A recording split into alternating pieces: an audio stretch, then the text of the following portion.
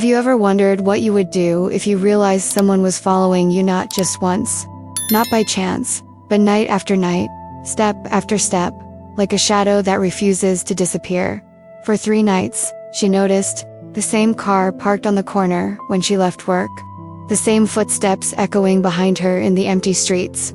That primal, visceral feeling that makes your whole body scream, run before your mind can even process the danger. She tried to convince herself it was paranoia, that she was imagining things, that a woman alone in a strange city will always be afraid of shadows. But on the 4th night, when he cornered her in a dead-end alley, she understood. It wasn't paranoia, it was survival instinct. And she had been right from the start. The cold wall against her back, her breath caught in her throat, the sound of approaching footsteps, slow, calculated, savoring every second of the terror in her eyes. Marcus Kane wasn't a lone man like that, never are. They bring reinforcements because cowardice always travels in packs. She had nowhere to run, no way to scream loud enough, no one to come and save her. Or at least that's what she thought, until the headlights of a police car illuminated the alley as if God had decided that, this time, she deserved a chance. Have you ever had that moment when everything could change? When does a single decision, a single second, draw the line between life and the abyss? That's exactly what happened. The sheriff got out of the patrol car with a calmness that contrasted brutally with the chaos pounding in her chest. He didn't run, he didn't shout, he just walked until he was between her and the 3 men. His broad shoulders completely blocking her view, as if his body were the only barrier that mattered in that universe. His hand near his gun, his deep voice cutting through the air. "Are you all right, ma'am?" And for the first time in 4 nights of terror, she was able to breathe. Marcus tried to argue, of course. Men accustomed to buying silence and bending wills always try. But the sheriff didn't budge an inch. "You have 5 seconds to get out of my city, or I guarantee you won't be walking out." It wasn't a threat, it was a promise, and they felt the difference. They recoiled like rats when the lights come on, but not before Marcus made it clear, with a single icy look in her direction, that this was far from over. When silence returned to the alley and their footsteps faded into the night, she realized. She was trembling, not from furor, not only from that. It was the shock of discovering that, in a world where she had learned to trust only herself, where every face was a potential threat, and every corner held a new danger, someone had appeared willing to put himself in the line of fire for a complete stranger. He didn't even know her name. He didn't know her story. He had no idea of the burden she carried or the secrets that haunted her. And yet, without hesitation, he made her his responsibility. "Stay with me until the end." Because what happened in that alley was just the beginning. At that moment, when his eyes finally met hers, and he asked, with a genuine concern she hadn't seen in years, if she was hurt, something changed. It wasn't love at first. Slight life isn't a fairy tale, and she'd learned that the hard way. It was something deeper, more frightening. It was hope.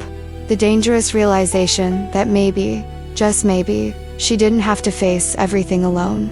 That some men truly exist to protect, not to destroy. That Sheriff Jake Dawson was exactly the kind of man who would do anything, face any danger, defy any threat to keep safe someone he didn't even fully know. But all protection comes at a price, and all salvation exacts its toll. Because when you accept the help of a man who risks his own life for you, when you allow him to become your shield against the world, you are also accepting something far more complicated. The possibility that he will become something you cannot afford to lose. And to understand how we got here, to understand why that alley became the turning point for 2 lives that should never have crossed paths, we need to go back to the beginning. Because she didn't arrive in that city by chance. No one simply abandons everything they know, changes their name on forms at the cafe where they get a job, and starts avoiding any conversation that might reveal where they came from, unless they're running away from something or someone. And if you've ever had to start over from scratch, If you've ever had to erase traces and build a new life on the ashes of the old one, you know exactly what I'm talking about. That feeling of looking over your shoulder at every corner, of jumping when the phone rings, of never fully relaxing because a part of you is always waiting for the moment when the past will come knocking at the door. For her, that moment arrived on an ordinary Tuesday, during a shift like any other. The cafe door bell rang. She looked up from the counter and felt the ground disappear beneath her feet. Marcus Kane, impeccable suit, predatory smile, that look that pierces your soul and catalogs every weakness you have. He sat at the corner table, ordered a coffee without even touching it, and when she brought the bill, he whispered just 6 words that froze the blood in her veins. You shouldn't have run away.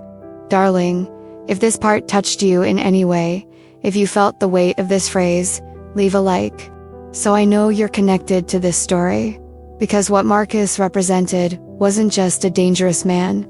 He was the embodiment of a mistake she made, thinking she was doing the right thing.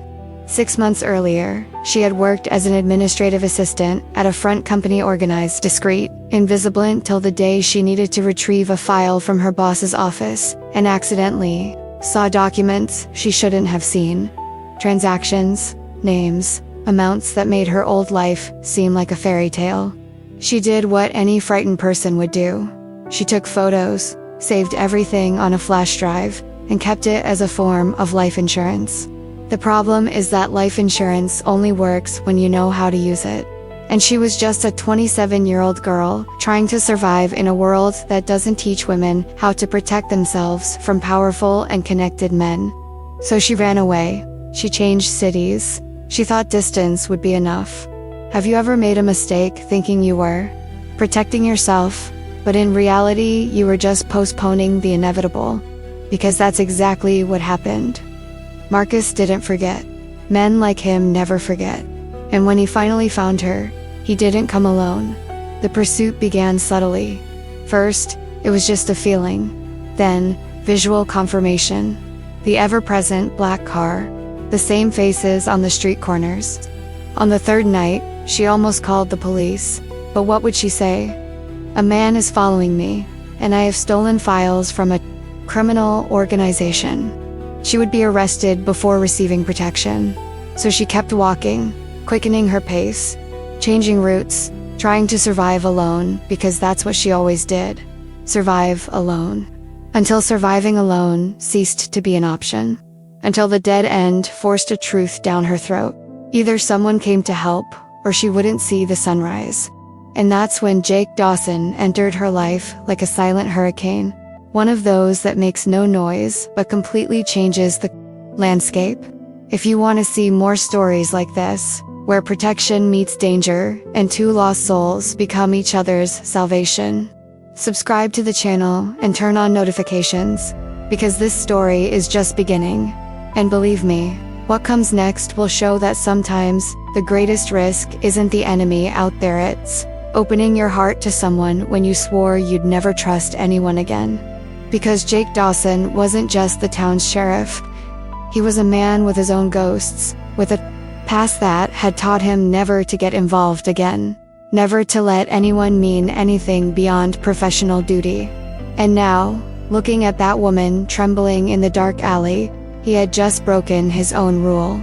More than that, he had just declared war on people who don't forgive witnesses. All for someone whose full name he didn't even know.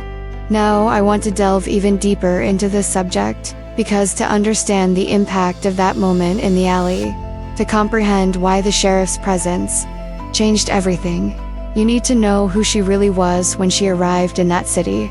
She wasn't a heroine. She wasn't brave. She had no master plan or support network. She was just a 27-year-old woman, carrying a backpack with 3 changes of clothes, a pen drive that weighed like lead in her pocket, and the kind of fear that clings to your skin and doesn't wash away even in the hottest shower. 2 months earlier, she had stepped off an interstate bus in the middle of the afternoon, noticed the faded sign at the entrance to the town population of only 4,000, and thought that it was exactly the kind of place where someone could disappear without a trace. Not disappear in a sinister sense, but in the sense of becoming part of the landscape. Just another anonymous face in the non-existent crowd. The cafe on the main street was hiring. She went in, lied about previous experience, smiled the right way at the right time, and got the job that same day. No one asked for references. No one asked where she was from. In small towns like that, you're either too curious or too respectful, and, thankfully, that place was the latter. She rented an apartment above the laundromat, a tiny space that smelled of laundry detergent and had windows that didn't close properly, but it was hers. Or at least, it was the closest thing to hers she had at the moment. She established a strict routine, because routine creates the illusion of control, and control was all she had. She woke up at 5:30. She took a cold shower because the hot water never worked. She walked 20 minutes to the cafe. She worked from 6 in the morning until 3 in the afternoon. She came home. She locked the door. She checked the windows. She ate something canned. She lay in her narrow bed, looking at the cracked ceiling, listening to the sounds of the city falling asleep, and tried not to think about everything she left behind. But at night, when the silence became too heavy and the world shrank to that suffocating room, her hands trembled. It wasn't the cold. It was the hidden truth she tried to bury during the day. She was running away, but she had nowhere to go. She had a secret that could destroy powerful people, but no power of her own to use it to her advantage. It was like holding a grenade with the pin missing, knowing it would eventually explode in her own hands. And every night, in that silence, she wondered the same thing. How long until they found her? How long? Until distance ceased to be sufficient protection. The transformation she sought wasn't grand. It wasn't about becoming someone new, reinventing her identity, or becoming the protagonist of a cinematic thriller. It was simply about being able to sleep through the night without waking up in a cold sweat. It was about looking back without feeling her heart race. It was about existing without the constant weight of surveillance, without the certainty that every corner could be her last. But transformation doesn't come when you want it. It comes when you're at your limit, when there's no more room to retreat. When the journey you've avoided finally catches up with you and forces you to choose, fight or die trying to be invisible. In the cafe, she was perfect, punctual, efficient, polite. She smiled at regular customers, memorized orders, and never gave the wrong change. The other waitresses tried to strike up a conversation in the first few weeks. Where are you from? What brought you here? Do you have family? She deflected with vague answers, non-committal smiles, subtle changes of subject. Eventually, they stopped asking. She became part of the furniture, present but unnoticed, exactly as she had planned. No one knew her full name because she only gave her first name. No one knew where she lived because she never accepted rides. No one knew her story because she built walls so high that even she sometimes forgot what was on the other side. This was the woman Marcus encountered that Tuesday. Not the courageous version who took photos of criminal documents. Not the version who fled in the middle of the night. But the exhausted, fragile version who had spent all her emotional resources just to survive 2 months pretending to be nobody.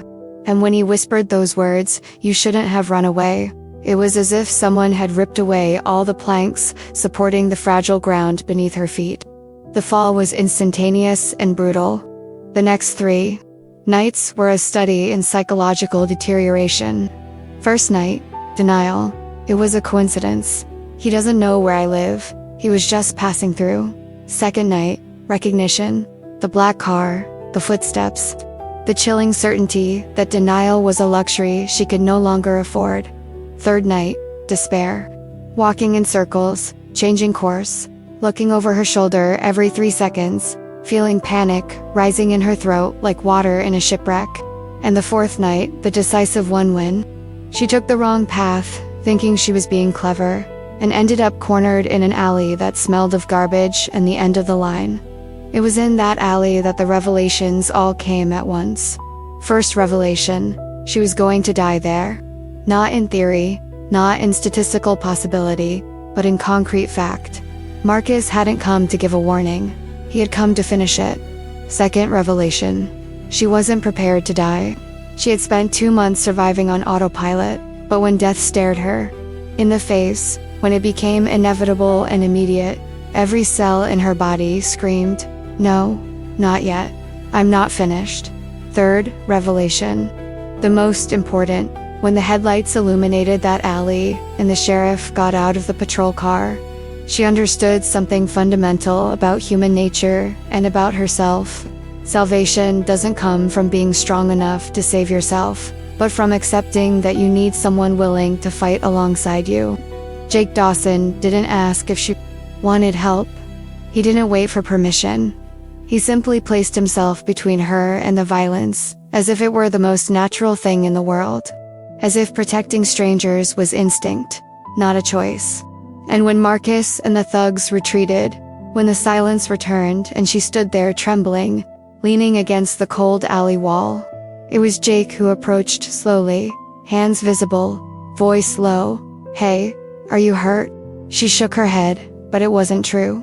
She was hurt in places that exams can't detect, in ways that band-aids can't heal. He took her to the police station. He offered her coffee, which she didn't drink because her hands were too shaky to hold the mug. He sat on the other side of the table, waited for her breathing to normalize, and then said something that changed everything. "You don't need to tell me everything now, but you need to tell me enough so I know how to protect you." It wasn't an order. It was an invitation. And for the first time in 2 months, she spoke. Not everything, but the essentials. Marcus, the front company, the files, the escape, the constant, visceral fear that woke her up every night, sweating. Jake listened, without interrupting, without judging, without that look she knew so well. The one that says, "You got yourself into this, deal with it yourself." When she finished, her voice broken from talking about things she had buried, he simply said, "You're going to stay in the guest house at the back of my property. That's non-negotiable." She tried to argue. She talked about not wanting to be a burden, about being able to manage on her own, about already having bothered him too much. He cut her off with a phrase that echoed in her heart. "They know where you live. They know your routine. And I'm not going to let you die because you're stubborn."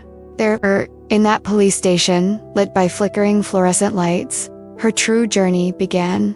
Not the physical journey of fleeing and hiding, but the emotional journey of understanding that vulnerability is not weakness, that accepting help is not defeat, and that sometimes the person who appears to save you also needs to be saved, just in different ways, from monsters that live inside, not outside. Comment below, this makes sense to me. Now I want to delve even deeper into this subject, because there's a specific moment in anyone's life when danger ceases to be abstract and becomes concrete, palpable, real, like the air you lack in your lungs. For her, that moment arrived on a Tuesday with weak sunshine, during a shift that began like any other.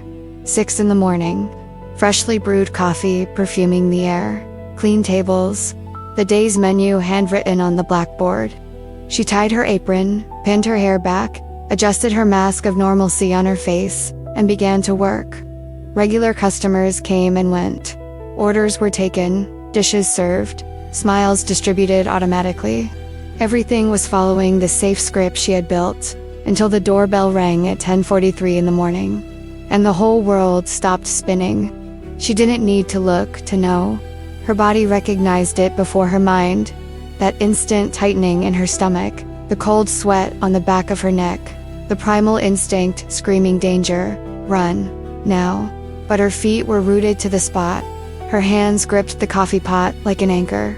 And when she finally mustered the courage to look up, there he was. Marcus Kane, an impeccable gray suit that probably cost more than 3 months of her rent. A Swiss watch, gleaming on his wrists. Gray hair combed back with the precision powerful men wear as armor. But it was his gaze that froze, calculated, cold, the kind that assesses your worth alive versus dead, and does the math without blinking. He chose the corner table, with his back to the wall, facing the door. A strategic position. It always had been. She remembered this from the time she worked for him, when she still thought that being efficient and invisible would be enough to survive in that environment. How wrong she was. He didn't even pick up the menu. He just waited, hands crossed on the table, until she had no choice but to approach. Each step was an eternity. Pen trembling between his fingers. Order pad damp with sweat. Good morning. What would you like? His voice came out firmer than she expected, a small victory that meant nothing. Marcus smiled. It wasn't a smile of pleasure or joy. It was the smile of a predator who had cornered his prey and was savoring the moment. Before the pounce. Coffee. Black. No sugar. The same thing he ordered every day in that office, where she made the fatal mistake of being too good at her job. Of organizing files so efficiently that she ended up seeing what she shouldn't have. She wrote it down, turned to leave, but his voice reached her like a whip. And you, darling, how are you? The tone was casual, almost friendly. The kind of question customers ask waitresses they've known for years. But it carried enough venom to kill. She didn't answer. She just went to the counter, prepared the coffee with hands that were now visibly trembling, returned, and placed the cup on his table. He picked it up, took a sip, and made a face of fake approval. It's good. You've always been good at what you do. Detail-oriented, careful, a deliberate pause, eyes fixed on her. Sometimes too careful, isn't it? It was as if all the air had been sucked from the room. She knew exactly what he was saying without saying it. The files, the photos, the flash drive she always carried, hidden at the bottom of her bag, because leaving it anywhere seemed riskier than keeping it close. Marcus finished his coffee slowly, theatrically. He asked for the bill. She brought it, her hands trembling so much, she almost dropped it.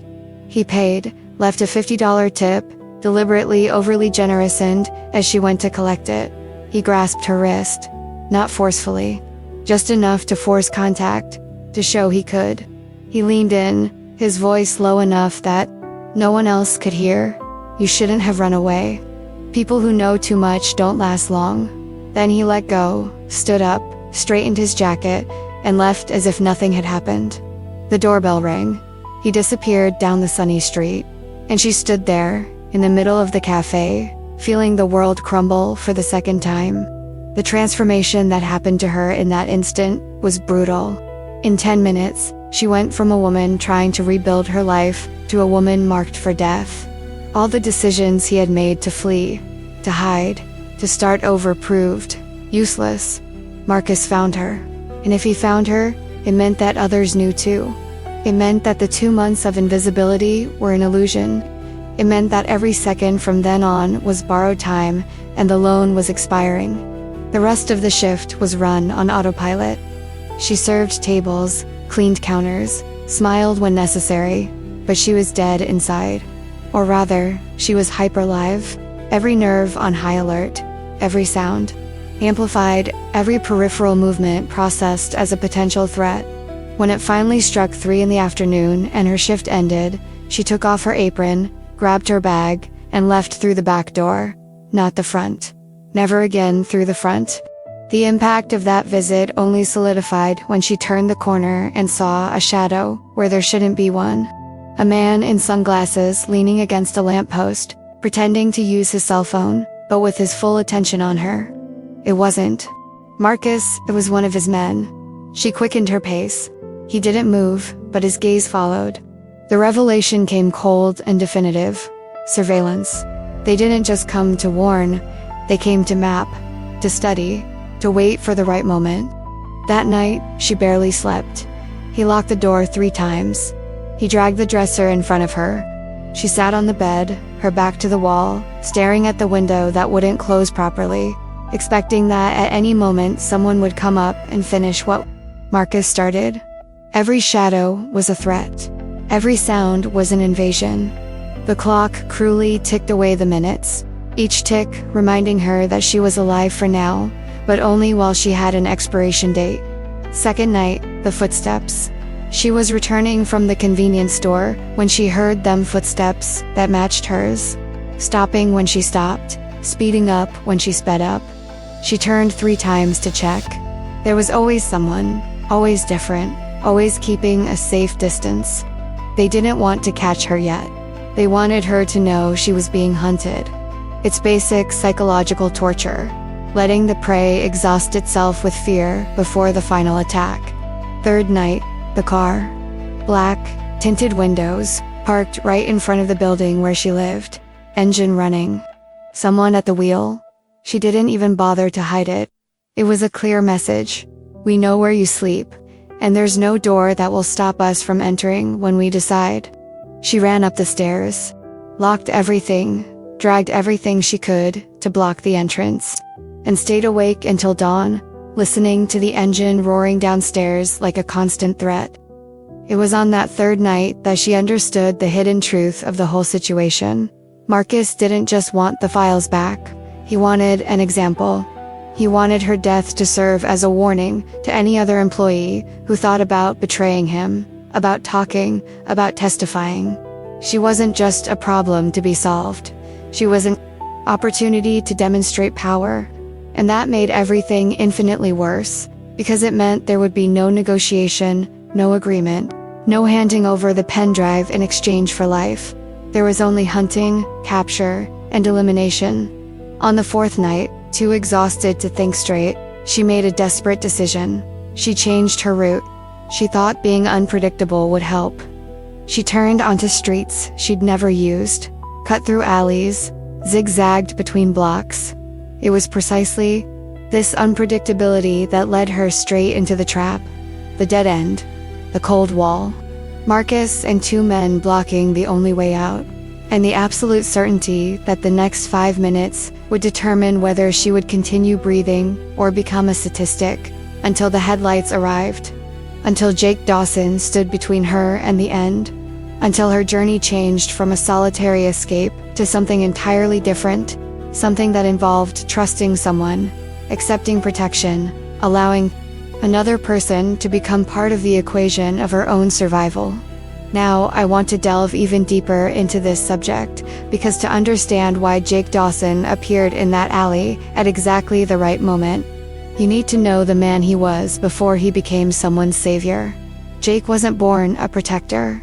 He was shaped that way by successive losses, by decisions that cost him too dearly, by nights when he chose the badge over the people he loved and woke up discovering that some choices are irreversible.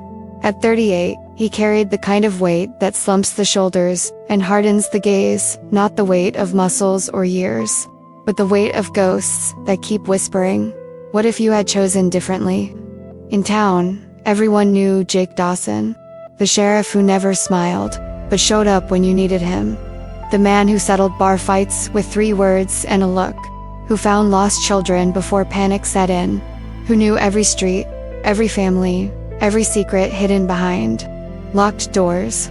People trusted him not because he was friendly, he wasn't, but because trustworthiness has nothing to do with likability. It has to do with being there when it matters. And Jake was always there, for everyone, except for yourself. His transformation began 7 years earlier, on a stormy night he could never forget. He was in pursuit. A drug dealer operating on the border between cities, a major case, the kind that defines a career. Sarah, his wife, had called 3 times. He ignored them because he was close, so close to closing the net. Just half an hour more, he thought. Just finish this and I'll be home. But half an hour turned into 2. 2 turned into 4. When he finally caught the guy, when the adrenaline rush subsided and he checked his phone, there were 17 missed calls. 17. The last message was from her mother. Her voice choked. "Jake, she needed you. She needed you and you weren't here." Sarah hadn't died. It would have been easier if she had. Death is something you bury, mourn, and eventually overcome. But she had simply left.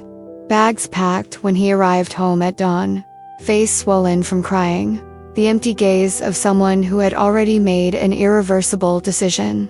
"I can't stand being second priority in your life anymore," she said. "And the worst part is you don't even realize it. You think you're saving the world, but you're losing what matters." He tried to argue. He promised to change. He begged for another chance. She just shook her head, picked up her bags, and walked through that door for the last time. The divorce came 3 months later. The paperwork, 6 months. The pain, that never came with an expiration date. Since then, Jake built walls. Not the visible ones, but the worst ones, the emotional ones.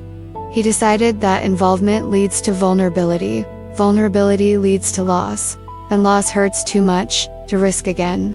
So he became the perfect sheriff and the absent human being. He fulfilled his duty impeccably. He protected everyone, but he didn't allow anyone to touch him back. Relationships became territorial sex without promises, conversations without depth, farewells without weight. His house became a mausoleum of a life that could have been. Portraits he didn't take down from the walls, because taking them down would be admitting defeat. A double bed where only one side creased. A silence so dense that he preferred patrolling the streets at 3 in the morning to returning to that empty space. And it was during one of those patrols that he saw her for the first time. Not the woman from the alley. Not yet.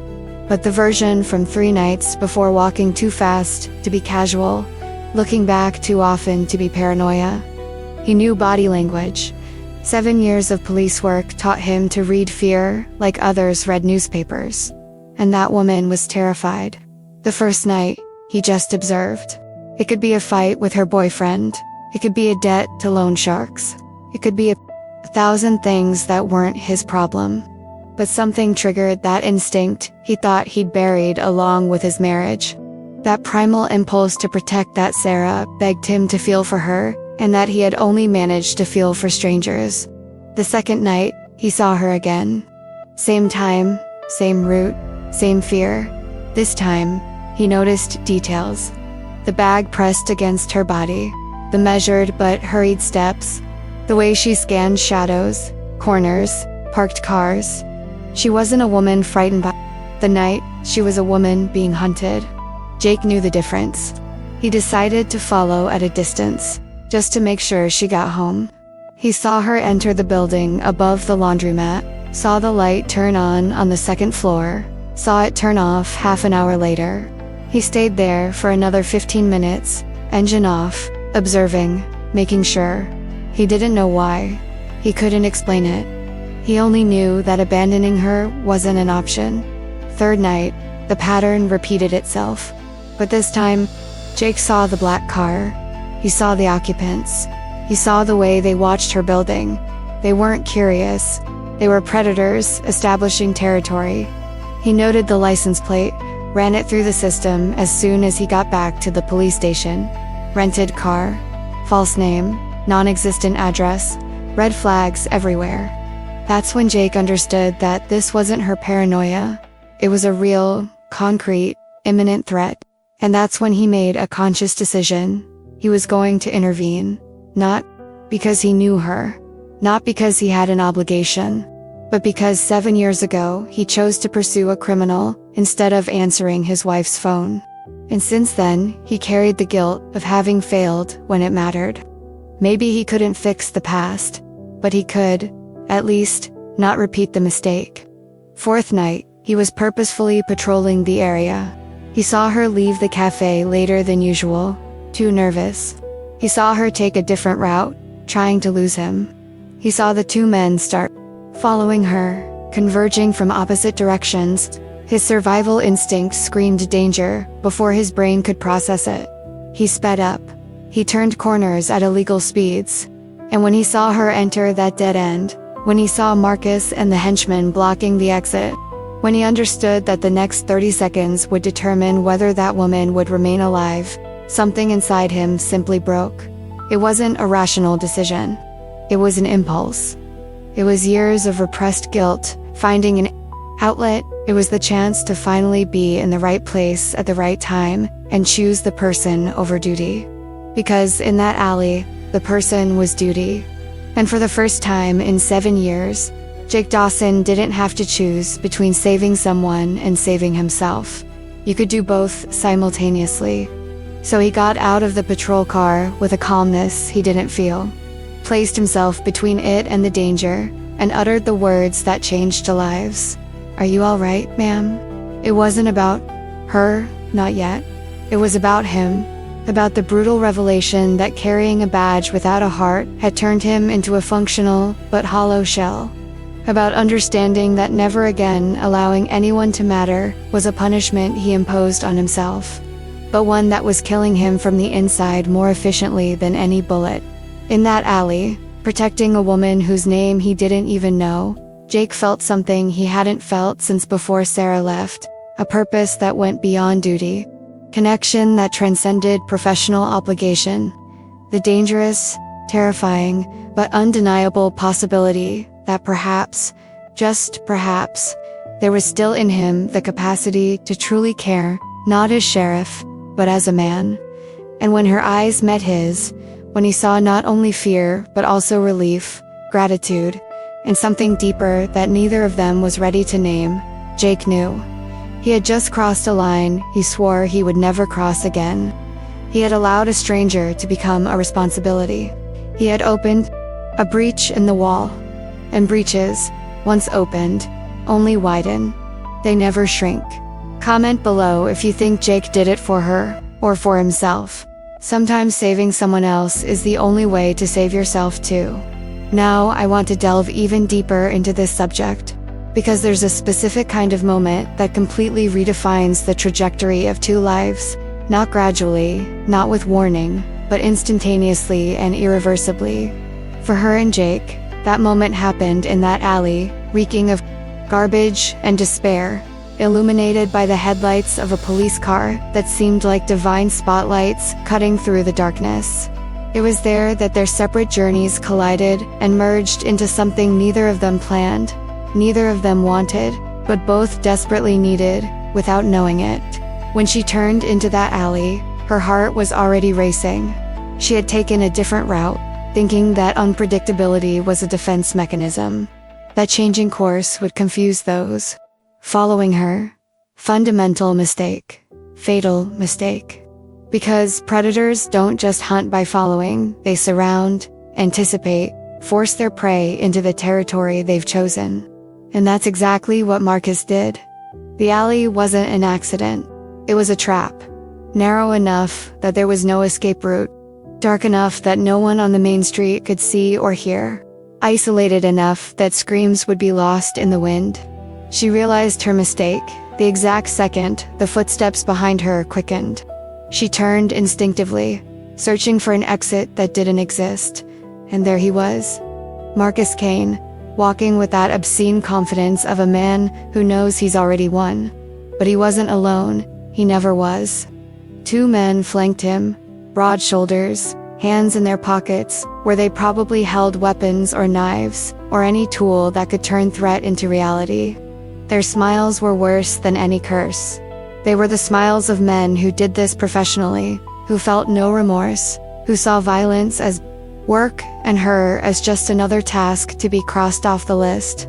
"You have something that belongs to us," Marcus said, his voice calm, almost polite, as if he were asking to borrow a book, not files that could destroy a criminal empire. He advanced slowly, savoring each step. She retreated until she felt the cold wall against her back, rough brick, scratching her skin through her thin blouse. There was nowhere else to go. She was literally cornered. And for the first time since it all began, since she copied those damned files, since she fled thinking distance would be enough protection, she understood with brutal clarity, she was going to die there. It was no longer a possibility. It was an imminent fact. The body reacted before the mind, hands trembling violently, breath caught in the throat, peripheral vision blurring. All the biological reactions of a cornered animal with no way out. Marcus kept advancing, and she could see in his eyes not only the intention to recover the files, but the anticipated pleasure of elimination. She was the lesson he was going to teach. The example that would be whispered in criminal circles. Remember that girl who thought she could testify against Kane? No one ever found the body. That's when the light exploded in the alley. Police car headlights cutting through the darkness like blades, illuminating every corner, exposing every shadow. Marcus froze. The thugs hesitated. And she, pressed against that wall, felt something she didn't expect to feel in her last seconds of life. Hope. Not confidence. Hope is more fragile than that. Hope is the maybe. Who knows? Please. Hope is the last resort before resignation. The car door opened with a metallic sound that echoed off the narrow walls. Jake Dawson got out calmly, a calmness that completely contradicted the urgency of the situation. He didn't run, he didn't shout. He just walked with that confidence tested in 1,000 dangerous situations, that posture of a man who doesn't need to prove his strength because it emanates from every movement. Hand near his gun, not on it, just close, reminding everyone that he was there if needed. And his eyes, my God, his eyes swept across the scene in 2 seconds and processed everything. 3 men, a woman, a dead end, a classic setup for violence about to happen. Are you all right, ma'am? The deep, firm voice was directed at her, but loud enough for everyone to hear. It wasn't just a question. It was a declaration that she now had an ally. It was establishing territory. It was a line being drawn in the sand with invisible blood. Marcus tried to smile, tried to maintain that facade of a civilized man who was merely resolving a misunderstanding. Sheriff, it's not what it seems. Just talking to a former employee about. Jake cut her off before she finished. He simply placed himself physically between them, walking until he was less than a meter from Marcus, his broad shoulders completely blocking her view. It was a gesture, laden with meaning, protection, yes, but also a challenge. He was saying without words, to get to her, you'll have to get past me first. And I guarantee you won't. His presence was a wall, a living shield. It was the first time in 4 nights that she could breathe without feeling imminent death tightening around her trachea. You have 5 seconds to get out of my city. Jake's voice dropped an octave, entering that register men use when they're not negotiating. Or I guarantee you won't walk away. It wasn't an empty threat. It was a promise laden with history, reputation, and mutual knowledge among predators about who truly has the capacity to execute violence when necessary. Marcus held his gaze for 3 eternal seconds, measuring, calculating, deciding if it was worth the risk. He decided against it. He took a step back, then another. The henchmen followed him, reluctantly, looking at Jake like dogs wanting to bite, but held back by the invisible leash of the criminal hierarchy. They knew that killing a sheriff in a small town brought too much attention, too much investigation, too much heat. Better to retreat, replan attack, when circumstances were more favorable. But before turning completely, Marcus looked over Jake's shoulder, met her eyes, and smiled. It wasn't a smile of defeat. It was a smile of, this is just a postponement. See you soon. The sound of their footsteps receding was louder than a gunshot. When they finally disappeared down the main street, when the alley returned to the relative silence of the night, Jake remained there, his back to her, his body still tense, his hands still near the gun. It took him a full 5 seconds to relax his posture. Then he turned, slowly, and finally looked at her for real. Not the look of a sheriff assessing a victim. The look of a human being recognizing another human being on the verge of collapse. Are you hurt? He took a step, paused, respecting her personal space even in a moment of rescue. She tried to answer, but no words came out. She just shook her head negatively, lying, because she wasn't physically hurt, but was destroyed in every other possible way. Jake understood. She saw it in the way he nodded, in the way he didn't press any more questions. Come on, let's get out of here. The walk to the car was 10 meters, that felt like kilometers. Wobbly legs, adrenaline finally kicking in. The inevitable crash that comes after the body realizes it survived. Jake opened the passenger door, waited for her to get in, closed it carefully, as if it were cracked porcelain. He walked around the vehicle, got in on the driver's side, but didn't start the ignition immediately. He stood there, hands on the steering wheel, looking at the alley in the rearview mirror as if making sure they were really gone. They'll be back, she said. her voice hoarse with pent-up fear.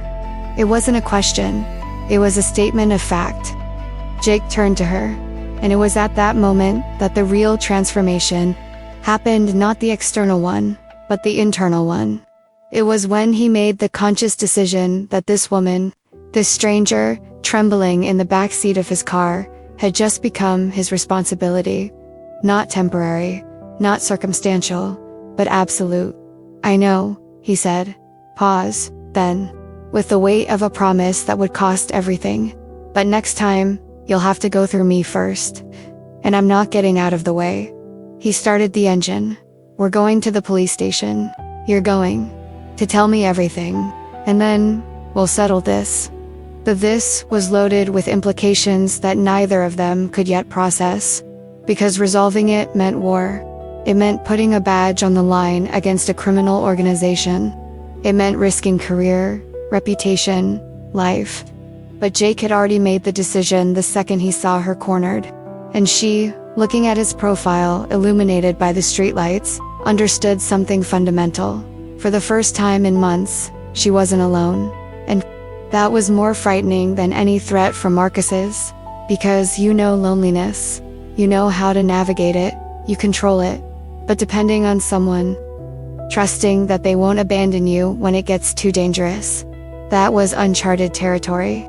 That was a new vulnerability. That was the kind of risk that doesn't involve physical death, but the death of the last defense she had.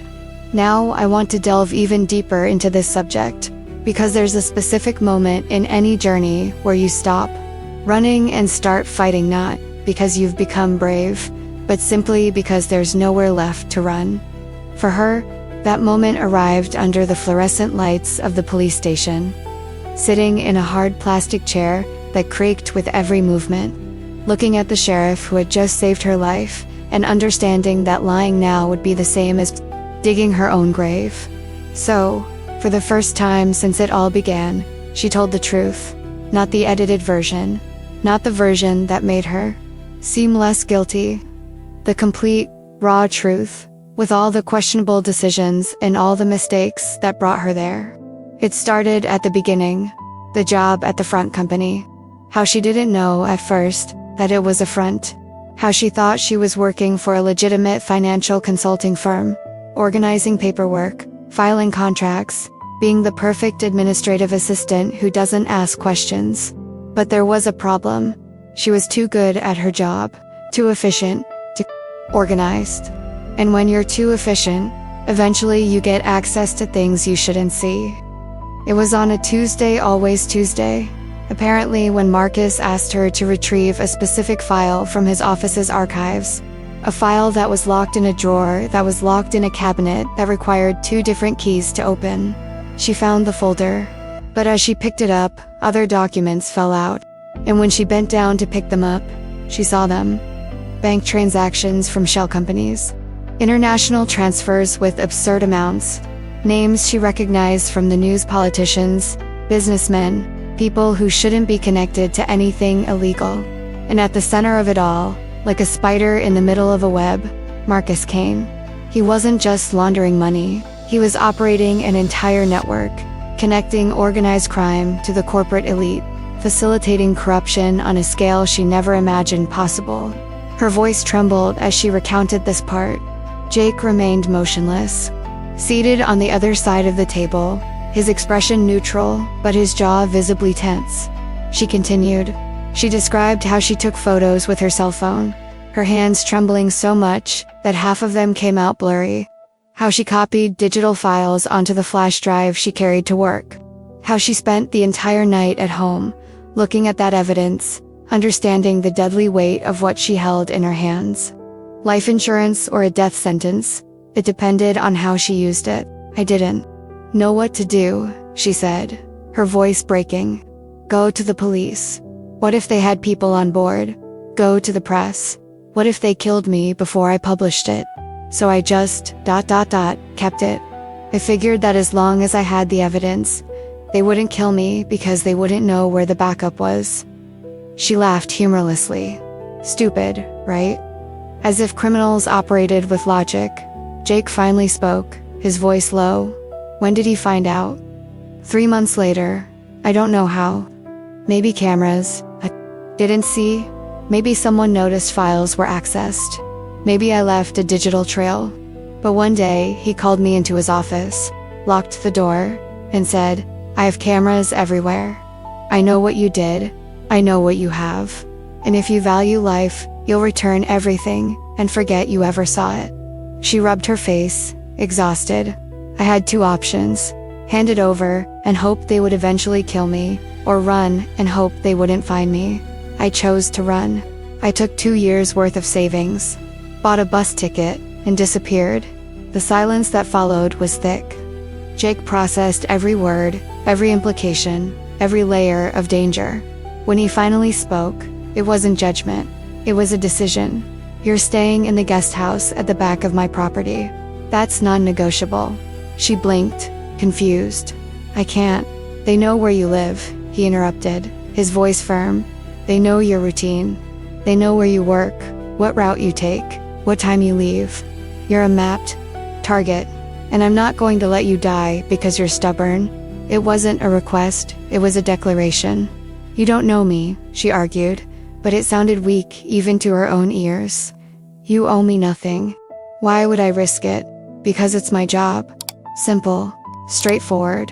But there was something in his eyes that contradicted the simplicity of the answer. Something that suggested it wasn't just about work, it was about redemption. It was about not failing again. "Grab your things. We're going." To get them now, they left. She filled her only backpack with the few clothes and belongings that mattered. The flash drive never left her Paquita. Painful lesson in never letting, the only thing that keeps you alive out of reach. Jake waited at the door, watching the street. The police car strategically parked to block the view of anyone who might be watching. 15 minutes later, they were driving down the dirt road that led to his property. The house was exactly what she expected. Functional, clean, without unnecessary decoration. The house of a man who lives alone and sees no reason to make it his home. The guest house in the back was smaller, more welcoming in a way-worn but comfortable sofa, narrow bed with lime-colored sheets, compact kitchen. "I lock everything up at night," Jake said, "but you have my number. Anything, any noise, you call." He hesitated, then added, "Or just shout, I hear you." She nodded, her throat too tight for words. Jake left, but he didn't go home. He stayed on the porch of the main house, cell phone in hand, gazing at the night sky, as if he could find answers in the stars. That's when the phone rang. "Private number," he answered, already knowing who it was. "Sheriff Dawson." Marcus's voice was pure venom, the kind of calm that precedes violence. "I understand you're harboring someone who belongs to me." Jake didn't answer. He let the silence do its work. Marcus continued, "She has something that doesn't belong to her. Documents. Evidence. Things that could harm many important people. Return it, and this ends peacefully." "She doesn't belong to you." Jake finally spoke, his voice low but heavy. "And she doesn't belong to anyone. She's a free person under my protection. Your protection." Marcus laughed, an unpleasant sound. "Sheriff, you don't know who you're messing with. You don't know how many people I have in my pocket, how many favors I can collect, how many creative ways there are to destroy the career and life of a man who decides to be a hero, threatening a law enforcement officer now." Jake maintained a neutral tone, but his free fist was clenched. "Because I can record this and use it. It's not a threat. It's information." A calculated pause. "Step aside. Let her deal with her own problems. You have an entire city to protect you. Can't waste resources on an outsider who made poor choices." Jake hung up without answering.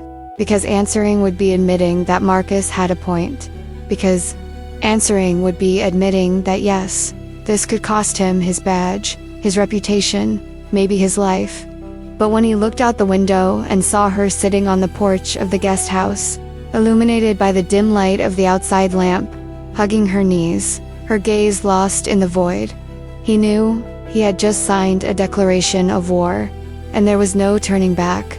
The hidden truth that Jake wouldn't admit to Marcus, that he barely admitted to himself, was that this wasn't just about protecting a witness. It was about protecting someone who, in some inexplicable way, in less than 24 hours, had cracked the wall he'd spent 7 years building. It was about recognizing in her the same loneliness he saw in the mirror every morning. It was about how she tried to refuse help, even when she clearly needed it. Because pride and fear of being a burden were too familiar to him.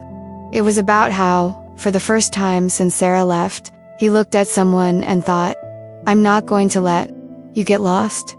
The impact of this revelation was seismic. Jake Dawson had spent 7 years avoiding exactly that involvement that transcended the professional. And now, in a single night, he had not only become involved, but declared his intention to fight, to protect, to risk everything for someone who was, technically, a temporary responsibility. Except that when you look at someone and see not just a victim but a person, when you see vulnerability that mirrors your own strength, that struggles to remain whole, fear that you recognize because you felt it, temporary ceases to be an option. He stayed there on the porch for another 2 hours, watching, making sure. When he finally went inside, it wasn't to sleep, it was to sit at the kitchen table, this assembled weapon in front of him, cleaning each piece with mechanical precision, preparing for a war that was no longer hypothetical. Marcus was right about one thing. Jake didn't know exactly who he was messing with. But Marcus also didn't know that Jake Dawson, when he decided someone deserved protection, became an unstoppable force. And that this time, he wasn't going to choose the badge over the person. This time, he was going to find a way to protect them both. Or he would die trying. Comment below. Do you think Jake is doing this out of a sense of duty, or because she already means something more to him? Now I want to delve even deeper into this subject, because there's a kind of war that doesn't happen on battlefields or in dark alleys, but within the mind itself, that silent war between who you swore you would be and who you are becoming. For Jake, that night was exactly that. 3 a.m, disassembled weapon on the kitchen table. Each piece cleaned and recleaned with obsessive precision, because busy hands prevent the mind from wandering into dangerous territory. But it wasn't working. The memories had found a breach in the containment wall he had built and were leaking out, relentless, inevitable. 7 years ago, the night that divided his life into before and after.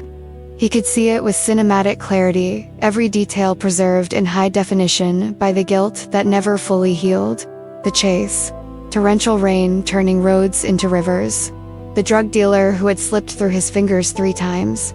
And this time Jake was so close, so obsessed with finally closing him down, that he ignored everything else. The phone ringing on the dashboard. Sarah's name lighting up the screen. Once, twice, 3 times. 17 times over 4 hours. And he, with each ring, thinking, just 10 more minutes. Just close this and I'll call back. She'll understand. She always understands. Except she didn't understand. Not this time. Because this time it wasn't just loneliness or frustration or the constant feeling of being second priority in her own husband's life. This time she had truly needed him not to fix the faucet, or take out the trash, or do household chores he always postponed. She had needed him emotionally, in the kind of crisis that doesn't wait, that has no set time, that demands physical presence and shared vulnerability. And he wasn't there. He was chasing a criminal in the rain, while the woman he loved crumbled alone at home. Calling 17 times without answer, each unanswered call another brick in the wall that would eventually separate them completely.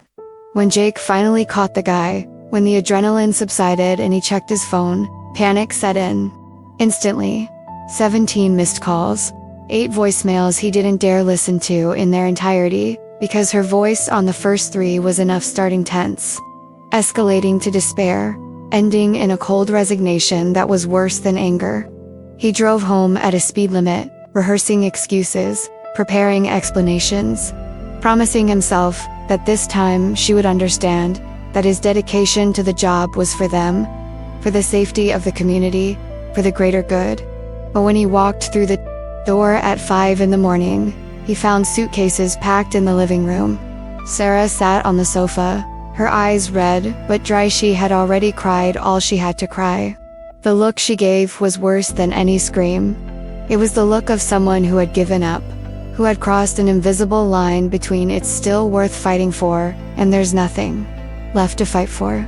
"I needed you," she said, her voice neutral, her emotions zero. "And you chose unknown criminal over me. Again. Always again." He tried to explain. She raised her hand, cutting him off. "I can't stand being the person you save when you have time anymore. I can't stand being the responsibility that's last on your priority list. So I'll make it easy for you. I'm no longer your responsibility." Jake closed his eyes. There in the kitchen 7 years later, and could still feel the impact of those words like a punch to the gut. He tried to argue that morning. He promised change. He begged for another chance. Sarah just shook her head. "You're too good at what you do, Jake. Good sheriff, dedicated, incorruptible. But being good at it requires something that made you terrible at being a husband. And I can't keep waiting for you to choose differently when I know you won't." She grabbed her bags. She walked through the door. She never came back. The divorce was far too civilized. No shouting, no arguments, just signing papers and dividing assets as if they were dissolving a business partnership, not a 9-year marriage. Jake tried to contact her a few times in the first few months. Sarah responded politely, but distantly. Eventually, he stopped. And since then, he's built his entire life around ensuring that no one ever meant anything to him again. Sex without commitment. Conversations without depth. Emotional walls so high that no one climbed them. No one tried, no one stayed. Until that woman. Until she appeared trembling in the back of his patrol car, telling a story he recognized viscerally, a story of someone who made a desperate choice, thinking she was protecting herself, but was only delaying the inevitable. A story of loneliness and fear, and the weight of carrying a secret that could explode at any moment. And when Jake took her to the guest house, when he assured her she was safe, when he should have gone to sleep but stayed awake, cleaning his gun and looking out the window, he knew the wall was cracking. The revelation came gradually but inexorably. He didn't want it to mean anything. He actively fought against it. But when he imagined Marcus laying hands on her, when he mentally processed the image of violence being perpetrated against this woman he barely knew, something primal and ferocious awoke within his chest. It wasn't professional instinct. It was something predating civilization, predating badges and oaths. It was a territorial, possessive impulse, the kind that makes males of any species fight to the death for females they claim as their own. And that terrified him. Because he recognized the pattern. He recognized the symptoms. He'd felt it before for Sarah, in the beginning, when he didn't yet know that he would eventually have to choose between her and the badge. And he chose the badge. He always chose it, not consciously, not cruelly, but he chose it through 1,000 small decisions. Extra shift, one more case, ignored connection, canceled dinner, broken promise. He chose it through the fundamental belief that protecting everyone was nobler than loving one, and he lost the only person who needed him to make the opposite choice. Now, sitting in that kitchen, he faced a similar decision, but with an added complication. This time, the person who was beginning to mean something was precisely the person who needed professional protection. He couldn't separate the two. He couldn't choose between his badge and her, because protecting her was his badge. Or was it? The hidden truth that Jake could barely admit was that, if she were any other witness, any other victim needing protection, he would have followed protocol. He would have contacted the feds. He would have transferred responsibility to someone with greater resources, adequate jurisdiction, and the necessary emotional distance. But he didn't do it, not because it was impossible, but because the idea of handing her over to someone else, of him not being the one guaranteeing her safety, of losing control over a situation where her life was at stake, was unacceptable. And when you Analyze a professional decision and discover that it was driven by emotional impulse. When you realize that correct protocol lost out to "I can't let her go," you've already lost objectivity. You've already crossed the line. Jake reassembled the gun with automatic movements, muscle memory taking over where his mind had been too distracted. For 15 in the morning, sky still dark, he stood up, walked to the window overlooking the guest house. Light off. She must be trying to. He stood there, watching, and for the first time in 7 years wondered, what if this time I don't have to choose? What if this time I can do both, protect her and stay with her? What if the lesson I learned from Sarah wasn't never get involved, but rather when you get involved, don't abandon? It was a dangerous thought, revolutionary, frightening, because it implied rewriting the narrative he had been telling himself since the divorce. It implied admitting that perhaps the problem wasn't emotional involvement itself, but how he prioritized things. That perhaps it was possible to be a dedicated sheriff and still choose the right person when needed. That perhaps the failure with Sarah wasn't inevitable, but the result of specific decisions he could, this time, make differently. But doing things differently required something Jake wasn't sure he still possessed: the courage to be vulnerable. Because protecting her professionally was one thing that he knew how to do.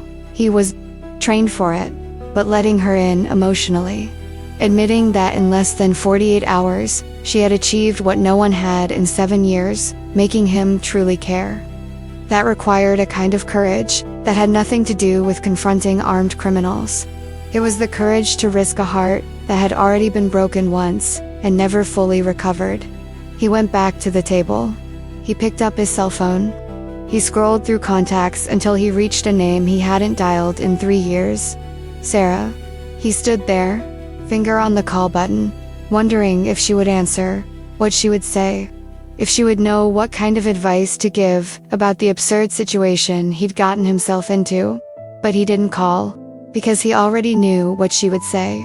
She would say the same thing she said 7 years ago. You have to decide who you are. Jake, a man who protects everyone but connects with no one, or a man who accepts that sometimes protecting someone means being present, not just being willing to die for them. The moral conflict had no easy answer. Perhaps it had no answer at all. Perhaps Jake would have to navigate territory between duty and desire without a map, without protocol, without any guarantee that he would make the right decisions. But one thing he knew with crystal certainty: he wasn't going to abandon her. Marcus could come. The entire organization could come.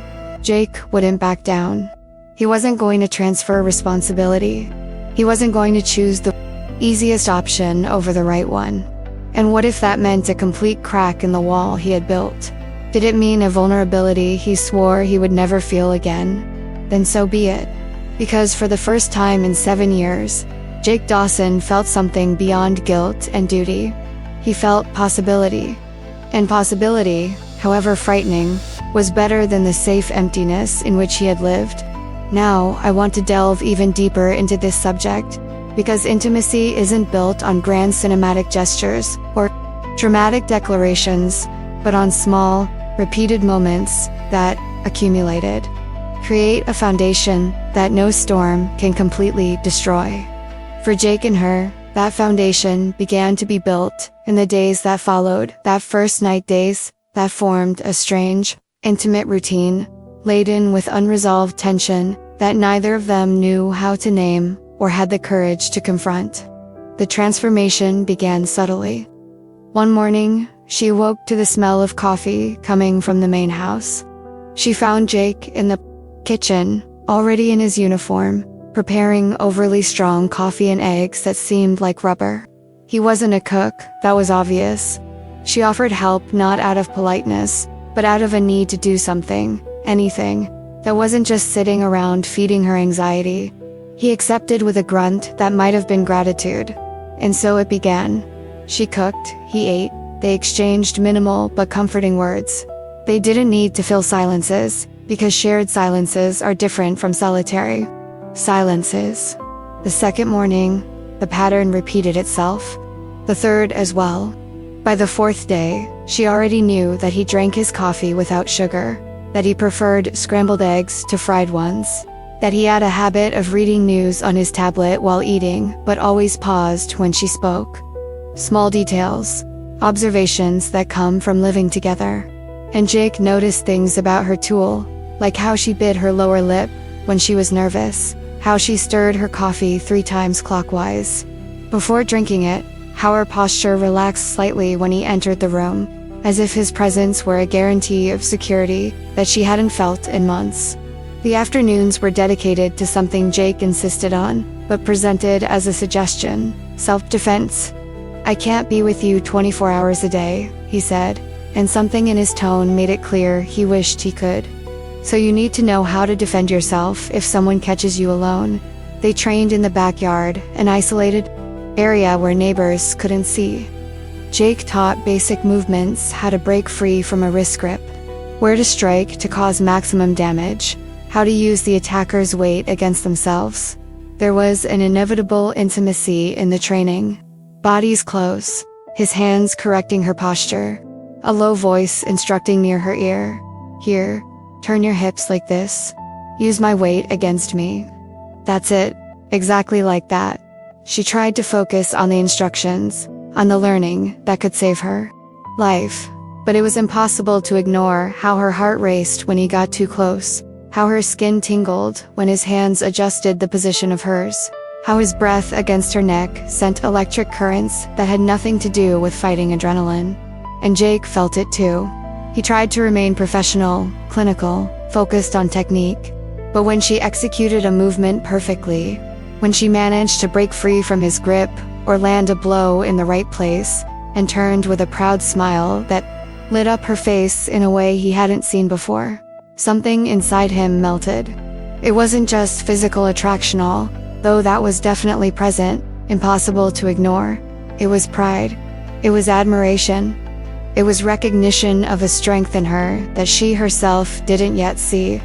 "You're stronger than you think," he said one afternoon, after she managed to truly take him down, using technique correctly, catching him off guard.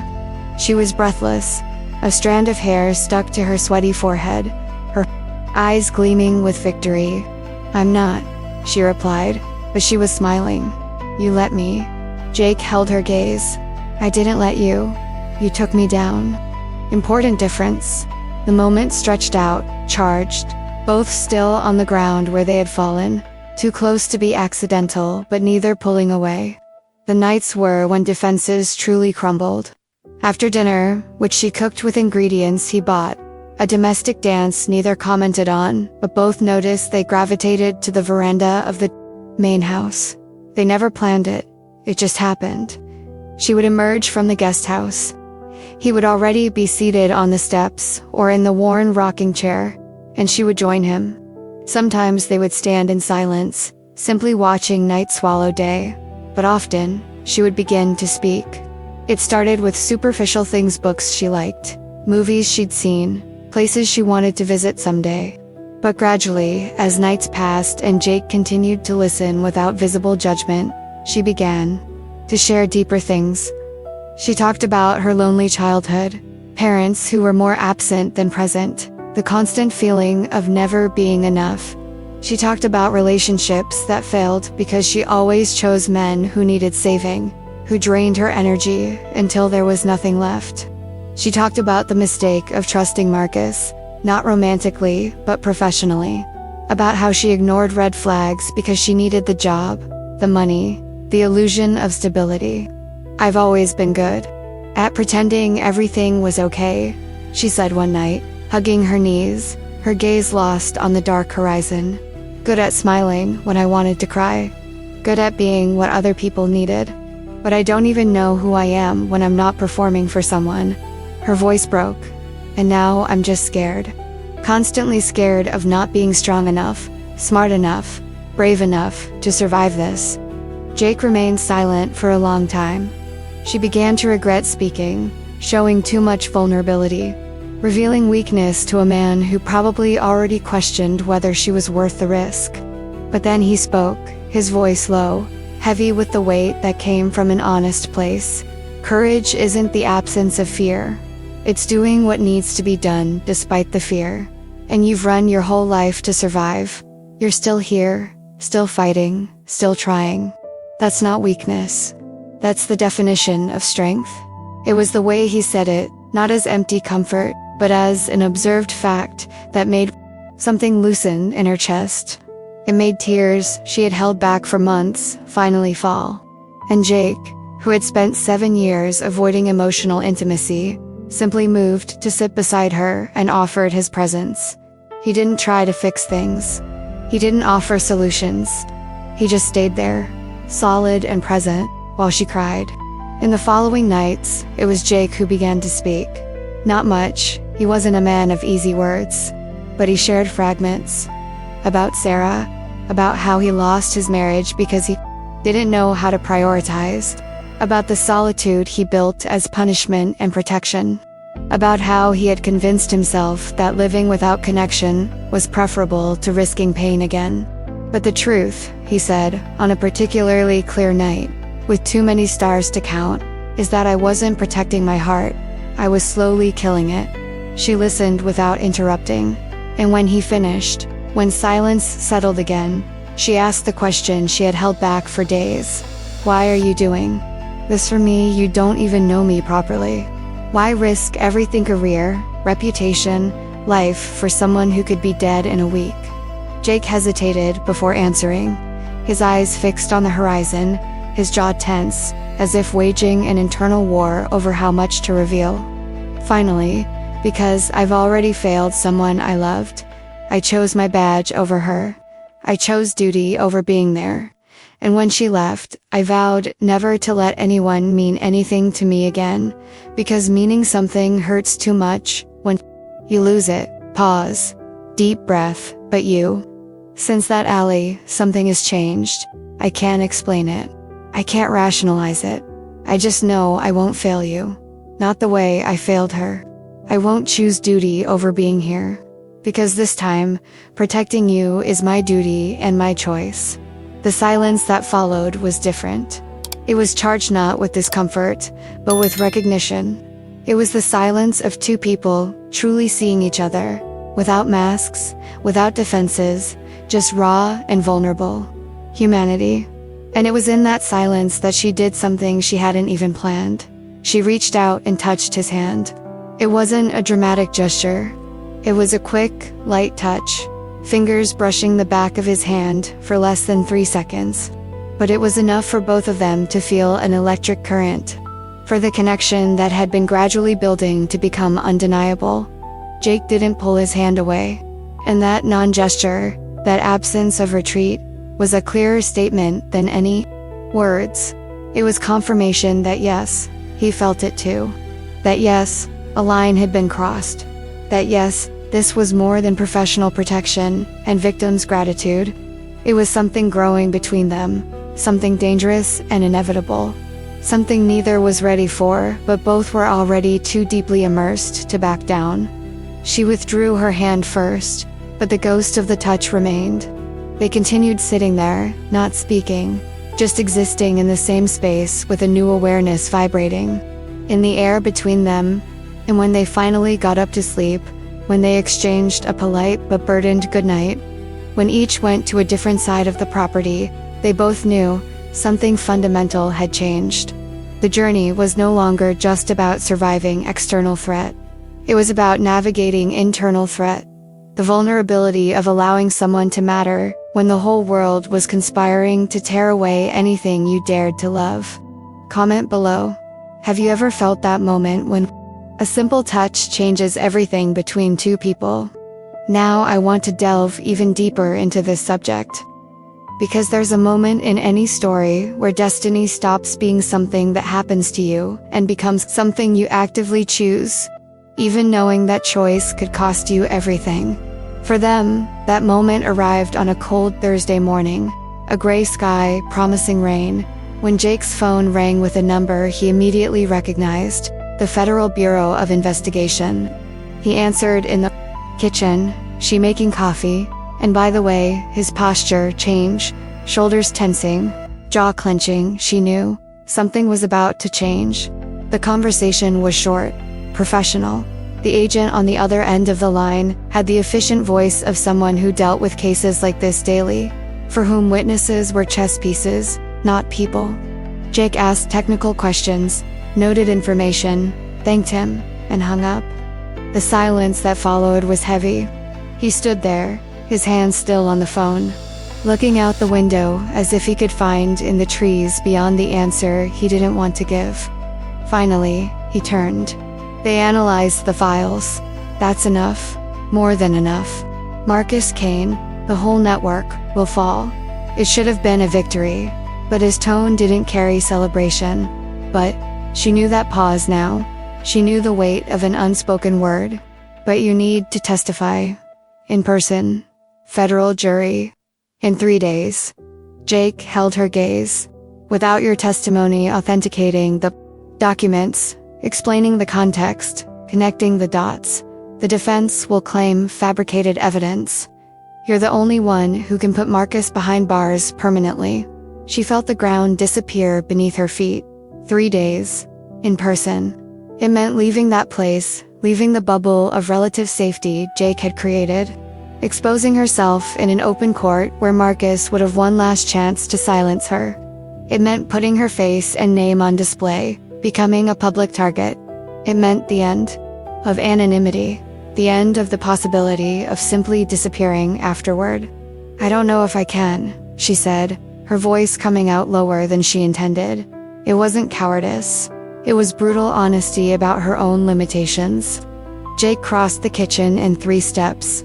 He stood in front of her, not touching her, but close enough that she felt his warmth, a solid presence that had become an anchor in the days that had passed. You can do it, and I'll go with you. From beginning to end. It wasn't an offer. It was a declaration.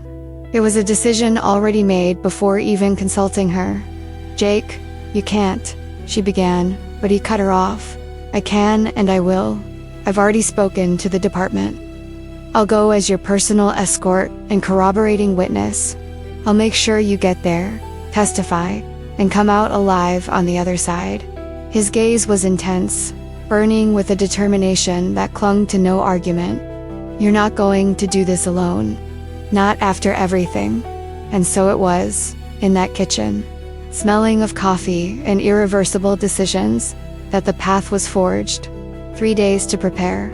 3 days before facing Marcus in court. 3 days before everything changed permanently. They spent the time reviewing her testimony, Jake playing the role of a hostile defense attorney, preparing her for the types of questions that would come, the types of intimidation they would use. It was brutal, but necessary. She needed to be ready. And every time she stumbled, every time her memory became hazy or fear compromised clarity, Jake was there, patient, steady, reminding her why he was doing this. But Marcus wasn't an idiot. He had connections, he had informants. And the night before the trip, the last night before everything changed, he made one last desperate move. Jake woke up at 2 a.m, to a sound every cop learns to recognize instinctively, a car engine approaching too slowly to be innocent. He was on his feet, gun in hand, before his brain had even fully processed it. He looked out the window. 2 cars, headlights off, 4 men getting out with coordinated movements like those with military training. His heart raced, but his mind went cold, training taking over. He picked up the phone, called the police station, requested backup, but knew it would take at least 15 minutes. Too long. He ran to the guest house and knocked on the door. Get up, now. Lock everything up and dial 911 if you hear gunshots. Don't leave, no matter what. She was confused, scared, but she saw the seriousness on his face and nodded. Jake returned to the main house and positioned himself strategically. The men didn't try to be subtle. They came straight in, 2 from the front, 2 from the back. Classic siege maneuver. Jake waited until they were exposed, then turned on all the outside lights simultaneously. Brightness exploded, temporarily blinding the attackers. Private property. Police. Hands up. They didn't obey. Weapons were raised, and Jake had no choice. The shootout was chaotic. Jake against 4. He had the advantage of knowing the terrain and positioning, but there were too many. A bullet hit his shoulder sharp, burning pain, but adrenaline masking the worst of it.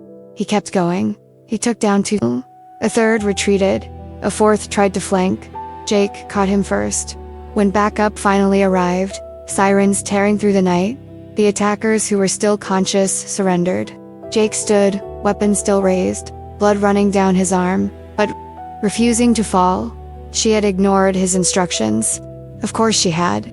When she heard gunshots, when she understood that Jake was alone against multiple attackers, she couldn't stay locked up waiting. She ran out as soon as silence returned, her heart in her throat, praying to find him alive. And she did, standing, bleeding, but alive. Relentless. "You're crazy," she screamed, her hands trembling as she pressed fabric against the wound on his shoulder, trying to stop the bleeding. Tears streamed down her face unbidden. "You could have died. Why? Why risk everything like that?" Jake, pale from blood loss but with a steady gaze, raised his uninjured hand and cupped her face. He forced her to look into his eyes. "And leave you alone. Never." 3 words. 3 words, laden with the weight of a promise that would cost him everything, but which he made without hesitation. "Do you understand?" "Never." Paramedics arrived. They treated the wound. It went through muscle, but no vital organs. Jake would have to wear a sling, but would be functional. He refused the hospital. "We're leaving in 5 hours. I don't have time for the hospital." The federal agents who arrived as backup tried to convince him to postpone it. Jake was inflexible. "Marcus just showed he's willing to kill her before the testimony. The longer we wait, the more opportunities he has. We're leaving on schedule." Dawn arrived, cold and gray.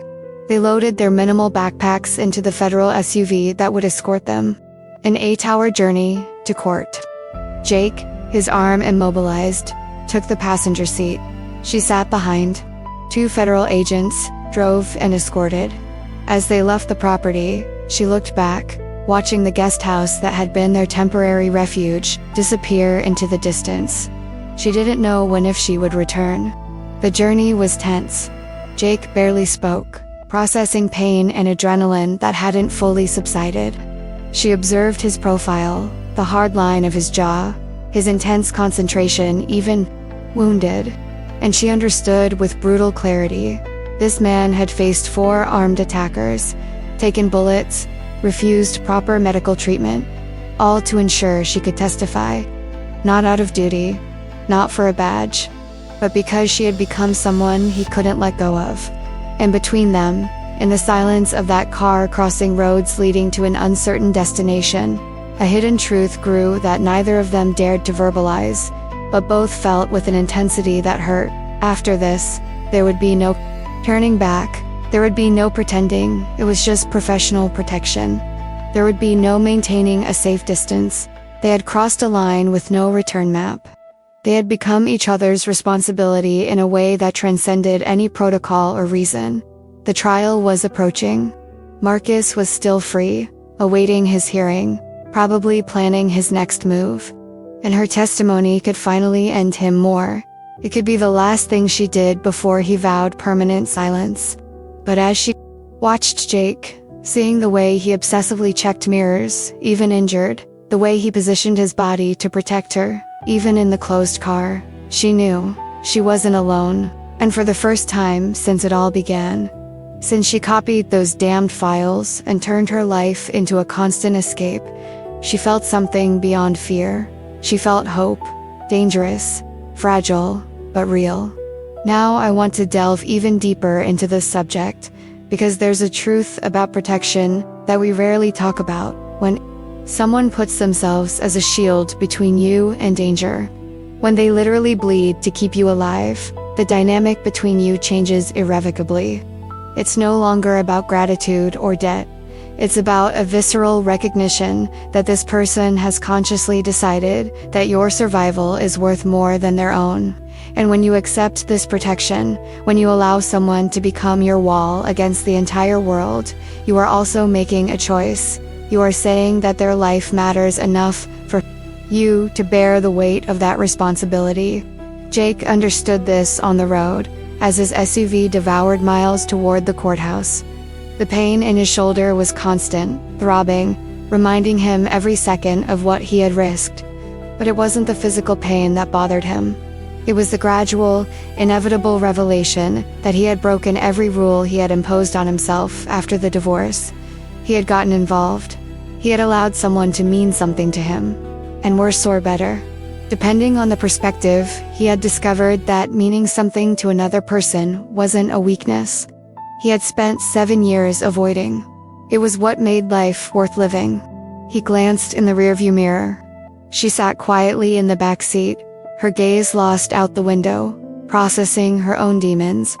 And Jake recognized the expression because he'd seen it in the mirror 1,000 times. It was the expression of someone reevaluating every decision that had brought her to that moment, wondering if she could have done things differently, if she should have chosen another path. But the brutal truth they were both beginning to accept was that there was no other way. From the moment she entered that dead end, from the moment he appeared in his patrol car illuminating the darkness, their paths had merged. Not by romantic destiny or a convenient coincidence, but by a series of conscious decisions each had made. She, choosing to trust; he, choosing not to abandon. "Are you okay?" Her voice cut through the silence, low enough that the federal agents in front couldn't hear. Jake turned slightly, as far as he could with his immobilized shoulder. "I've been through worse." A lie. Or maybe not. A bullet in the shoulder hurt less than some of the kinds of loneliness he'd experienced. Liar. She almost smiled. Almost. "You got shot because of me, and you're pretending it's just a scratch." "I got shot because 4 idiots invaded my property. A technicality that fooled no one. I would have done it even if you weren't there." Another lie. They both knew. She held his gaze in the rearview mirror. "Thank you." 2 inadequate words for what he had done, but they were all she had. Jake nodded. They didn't need to say more. Some things were too big for words, existing only in the realm of actions and consequences. He had shown her what she meant through blood and bullets. She was showing him by being there, continuing even with paralyzing fear, because she wasn't going to let his sacrifice be in vain. The hours passed in a haze of tension and silence. They stopped once for fuel and a bathroom break. Jake got out, refusing help even though he clearly needed it. Male pride or a need to prove to himself that he was still functional, probably both. She watched him through the gas station window, seeing the way he moved carefully, compensating for his injured arm, but still with that alert, predatory posture that never fully relaxes. And she felt something tighten in her chest. It wasn't pity. It was the recognition that this man had become essential in a way she hadn't planned and didn't know how to undo, nor was she sure she wanted to. When they finally arrived at the secure hotel near the courthouse, the sun was already setting. An anonymous building, discreet but present federal security. Agents checked the perimeter and escorted them inside. Separate rooms, but on the same floor. Jake insisted that his room be between hers and the stairs, the last line of defense. Even there, his paranoia, or dedication, had no off switch. "Rest," he said at her bedroom door. "Testimony is tomorrow at 9. You need to be focused, and you need to go to the hospital," she retorted. "That makeshift bandage isn't enough. I will survive." Stubborn until the end. "Jake," she began, but he cut her off. "I know my limits, and I know you need me functional tomorrow more than you need me with a professional bandage today." Twisted logic, but not entirely wrong. "Sleep, or try to. I'll keep an eye on you." She wanted to argue more. She wanted to force him to take care of himself with the same intensity that he took care of her. But she recognized the battle was lost when she saw it. So she simply nodded. went into the room, and locked the door. She leaned against it for a long time, listening to his footsteps, moving away, the sound of the door next to her opening and closing. And for the first time in that whole journey, she allowed herself to feel the full weight of what she was about to do. Tomorrow, she would stand before the court, jury, lawyers, and Marcus Can, the man who had tried to kill her multiple times, tell everything, every transaction, every document, every illegal connection. She would make public all the evidence she had carried like a curse for months. And in doing so, she would paint a permanent target on her own back. Because men like Marcus had connections that survived prison. They had allies who would avenge defeat. And testifying wouldn't be the end of the story. It would only be a new chapter in a saga of survival that could last for years. But she wouldn't be alone. That was the fundamental difference that changed everything. Jake had proven through actions, not words, that he wasn't going to abandon her. That he had transformed professional protection into a personal commitment. That she had become someone he would defend, not for the badge but by choice. And that choice, however frightening it was for both of them, was also more stable than any foundation she had tried to build on her own. She slept badly. Nightmares mixed with memories. Marcus, Allie, gunshots, blood. She woke up 3 times, sweating, her heart racing. On the 3rd time, at 4 a.m, she gave up trying to sleep. She sat up in bed, hugged her knees, and tried to find the courage she would need in a few hours. That's when she heard a soft knock on the door. She got up, looked through the peephole. Jake, still dressed, clearly hadn't slept either. He opened it. "You should be resting. I heard you wake up." 3 times. Of course he did. He was probably awake in the next room, monitoring every sound. "I thought you might want some company." She let them in. They sat on the tiny sofa in the room, a respectful but not distant distance. And in the pre-dawn silence, with the city still sleeping outside and the courtroom hours ahead, she finally verbalized what she had felt growing since that first touch. On the porch, "I don't know what happens next. After the testimony, after Marcus is arrested he is arrested after everything. But I know I don't want to do it alone. Whatever comes, I don't want to be alone in it."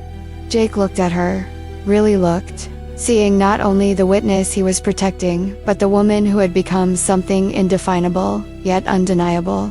"You won't be there. That's a promise." Pause. Then, with a vulnerability that cost him everything, "Because I don't know how to do this alone either. Not anymore. Not after meeting you." It was a confession. It was an admission that a line had been irreversibly crossed. It was a mutual recognition that what had grown between them during days of forced cohabitation, domestic routine, nightly conversations, and moments of literal protection, was the foundation for something that could be built upon, if both were brave enough to try. Dawn arrived slowly.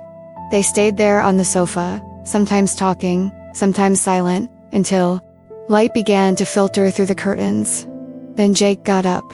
"I'm going to get ready. You should too. It's time." 2 hours later, they entered the courthouse. Tight security, metal detectors, agents everywhere. And there, across the room, sat with expensive lawyers and an expression of confidence he shouldn't have, Marcus Kane. His eyes met hers across the space. He smiled. It wasn't a smile of fear or defeat. It was a smile of "you can testify. But this doesn't end here." Jake saw it. He positioned himself between them again. Even wounded, even in a courtroom where physical violence was unlikely. It was instinct now. It was a statement. To get to her, she would always have to go through him first. Because when a man decides that you're worth more than his own life, no matter how many enemies come, no matter how many threats arise, he will become the insurmountable wall between you and the entire world. Jake had become that wall, and she had accepted not only protection, but everything that came with it. The vulnerability of dependence, the risk of loss, the terrifying possibility that this could become something neither of them was prepared for, but both desperately needed. And sometimes, the greatest danger isn't the one that comes from the outside. It's not Marcus with his guns and connections. It's not a criminal organization with endless resources. The greatest danger is the one that grows between two hearts that never planned to meet, that tried to resist, that built walls against exactly that. Because when those walls finally fall, when you allow someone to fully enter, you're risking a kind of destruction that a bullet can never achieve. You're risking your heart. And there's no badge or training that can protect against that. Comment below. Do you believe that sometimes the greatest act of courage isn't facing danger, but allowing someone to see you completely vulnerable? Now, if you've made it this far with me, if you've felt every word of this journey, if you've recognized something in Jake and in Herbie, it loneliness, fear, the courage to trust again, or simply the need to believe that there are people willing to fight for you, then you understand why these stories matter. It's not just romance. It's not just suspense. It's about what happens when two broken people find in each other's cracks the connection they didn't know they were looking for. And look, if this kind of story resonates with you, if you want to continue exploring these raw emotions, these bonds that form in the fire of danger and vulnerability, signing up here is the way to continue walking with me on this journey. Because I create these scripts thinking of you, the one who stays, who listens, who feels along. And each subscriber is someone who chooses to be part of this community where we explore not only what happens in the stories, but what they say about us. Comment below. I'm with you until the end, because I want to know that you're here, that this story resonated, that we're building something together. Your comments show me that it's worth investing hours, creating every detail, every emotion, every moment of these narratives. And if this touched you in any way, you felt the tightness in your chest when Jake was shot. If you recognized her courage in testifying even when terrified. If you understood the weight of letting someone in when you swore you'd never trust again, live a like so I know. It's not about numbers. It's about connection. It's about knowing that what I create reaches you on the other side.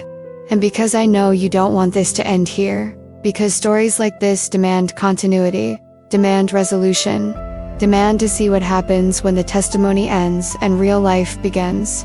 There's a video here that continues in the same vein, taking you deeper into this universe of protection, danger, and bonds that defy all logic. Click and follow me there. Their story isn't over, and neither is our journey. Together, until the next chapter.